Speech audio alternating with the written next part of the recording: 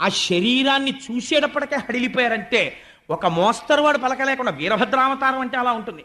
అభ్రం లిహాదభ్ర విభ్రమ భ్రభ్రమ కృనీల దీర్ఘ శరీరమర, అటువంటి అంటే స్వరూపం అది. పుట్టగానే ప్రజ్వల జ్వలన దీప్త జ్వాలిక జ్వాల జజ్వల్యమాన కేశములు మెరయ, మిరిసిపోతున్నటువంటి జుత్తు, జండ దిగ్వేదండ శుంఠాభ దుర్దండ సహస్రధృతి హేతి సంఘమొప్ప, అటువంటి వాడే ఘన కపాలస్తి మలికలు తనరా, పెద్ద కపాలమాల ధరించాడు.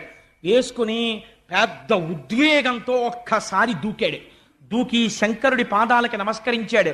అనఘుడు రుద్రుచేరి ముదమార ప్రదక్షిణమాచరించి అనివార్యగతి వేగంబున కుంభిని దక్కతలన్ పదంబుల మణి నూపురం మ్రోయ భీషణ దంస్ట్రలున్ వెలుగా ఒక్కసారి బయలుదేరాడు. ఆ బయలుదేరినటువంటి శబ్దం ఎలా వచ్చిందంటే ఆ పరమశివుడి దగ్గరికి